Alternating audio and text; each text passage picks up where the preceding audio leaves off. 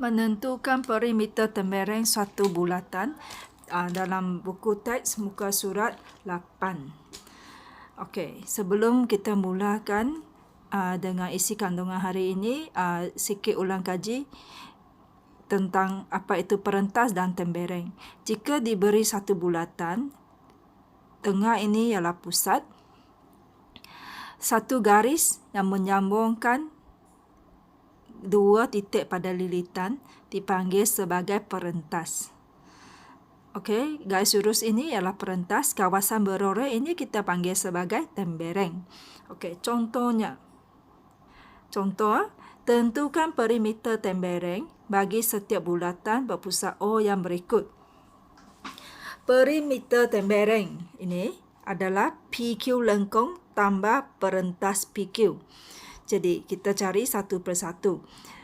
Untuk lengkuk PQ, X sama dengan A data. So, A dia 9.6, data 0.4 pi. So, kita dapati 12.06. Okey, untuk cari garis lurus PQ, perentas PQ, kita boleh pakai petua kosinus atau petua sinus.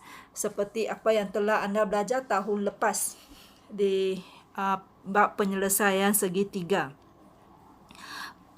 Jika kita pakai petua kosinus, maka PQ kuasa 2 sama dengan 9.6 kuasa 2 tambah 9.26 kuasa 2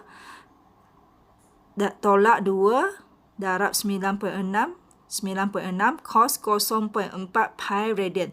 Oleh kerana di sini dalam radian, sudut diberi dalam radian, maka untuk bahagian tekan kalkulator, pastikan di sini adalah R. Setting adalah R. Okey? So, sekarang saya tunjuk untuk menekan kalkulator. So, 9.6 kuasa 2 tambah 9.6 kuasa 2 tolak 2 darab 9.6 darab 9.6 darab cos 0.4 shift untuk kita KE masuk pi. Dengan syarat setting mesti R untuk radian. Tekan sama dengan punca kuasa 2, kita dapat 11.285 atau 11.29.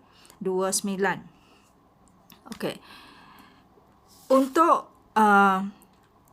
penggunaan petua sinus, dia mesti dalam pasangan. So, PQ berpasang dengan sudut O dan 9.6 akan berpasang dengan sudut Q.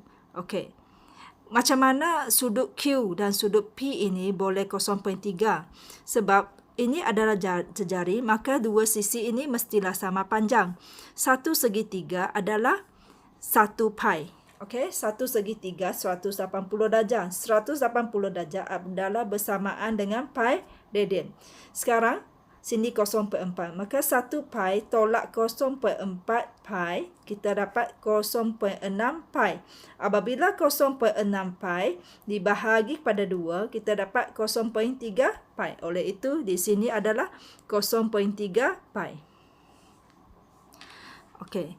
Dan dengan itu kita boleh buat pengiraan menggunakan petua sinus.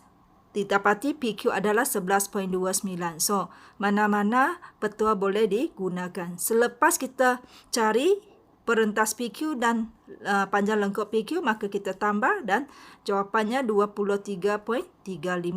So, markah dia macam mana? Untuk SPM, penggunaan rumus satu markah di sini. Ini juga penggunaan rumus satu markah. Hasil tambah satu markah, jawapan satu markah. Okey, seterusnya contoh nombor 2. Perimeter. Kita nak cari perimeter tembereng sama dengan tadi PQ tambah perentas PQ. So, untuk kita cari panjang lengkuk PQ, S itu untuk panjang lengkuk. So, A data. A itu adalah 3, data itu. Kenapa 2 pi tolak 4.5? Sebab ini adalah sudut luaran. Sudut dalaman ialah, kenapa 2 pi? Sebab 360 darjah itu 2 pi. Tolak 4.5 maka kita dapat jawapan 5.349. So, untuk cari PQ, kita boleh guna petua kosinus atau petua sinus. Kalau pakai petua kosinus, kita dapat ni. Untuk petua kosinus, sekarang saya nak terangkan macam mana dapat 0.679. Sebab tadi, di sini kita dapat 1.783. Okey, jadi sama dengan konsep tadi, ini adalah satu segitiga. Satu segitiga adalah pi radian. So, untuk dapatkan sudut ini, dua sudut ini mestilah sama sebab dua sisi ini sama panjang. So, untuk dapatkan sudut ini, maka kita pakai pi tolak 1.783 bahagi 2. Bahagi 2 sebab ada dua sudut. Kita dapat 0.679. Dan dapati jawapan PQ adalah 4.67 dan kita tambahkan. Okey, untuk contoh yang seterusnya. Raja menunjukkan sebuah sektor AOB berpusat O dan mempunyai jejaris 9.2. Cari perimeter rantau berorek. So, rantau beroreknya di sini adalah AD tambah AB tambah BD.